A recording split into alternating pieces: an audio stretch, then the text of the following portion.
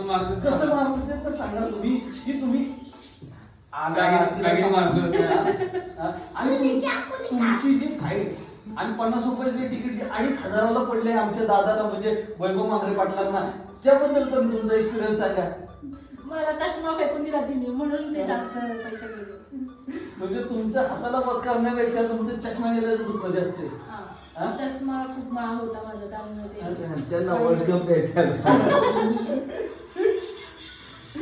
काही नाही, ती बसण्यावरून वाद झाले. ती आली आणि तुला सांगते चालली होती ती गाडीमध्ये, खूप गर्दी होती ना, मग एकदम चढले मी गडबडमध्ये आणि तिकडून ती आली आणि म्हटली ती काही झोपायला जागा वगैरे ठेवली का. तिला म्हटलं अगं बाई गर्दी आहे, तुला कळत नाही का, त्याच्यावर आमचं झालं त्याचं.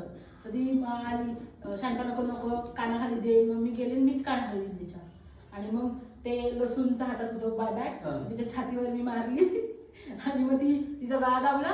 मग ती म्हटली ए तुझ्या आईला समजा मी मेले मेले. मग तिला तिचं डोकं मी खिडकीतून बाहेर काढलं आणि मग खूप असं तिने शिव्या दिल्या मला, खूप काही वेळा झालं. आणि माझी सख्खी बहीण अशी बघत होती 2-4 सांगते आणि तिचा मुलगा पण असा बघत होता, पण कोणी नाही आलं. वार कोणता होता फाईटचा सोमवार ना. सोमवारची सुमो फाईट बघायला वाईट कारण त्याचे वाटलं. अरे कंडक्टर सुद्धा तिथे वेळ झालं. हा आता झालं सुरू झालं लोकांचं, असे बसले होते सगळे लोक बघत होते आणि कोणते व्हिडिओ पण काढले वाटतं. मग थांबा सर्व आपले बक्षीस वितरण सोहळा चाललाय. तुमच्या बायकोने जे पराक्रम गाजवून आले आहेत वाईमध्ये, वाई प्रांतामध्ये, त्याबद्दल तुमचं काय मत आहे? त्याबद्दल त्यांचा सत्कार करायला नाही, पण तुम्हाला असं नाही वाटलं की माझ्या डोळ्यासमोर माझ्या बायकोने केलेलं चापटलं असतं, माझ्या मागे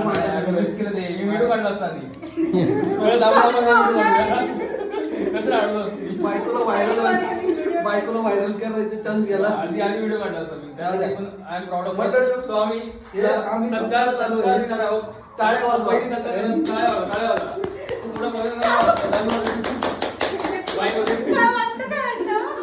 शिवसाहेब मामी साहेबांनी एवढा मोठा कार्यक्रम केलाय. एवढा मोठा काळ कसं वाटतं तुला? ट्रॉफी काय वाटतं का नाही? छान वाटतं. म्हणजे अशीच मारामारी करत राहू मी, अशीच मारामारी करू. मामासाहेब मोहामध्ये टाकायचे तुम्हाला.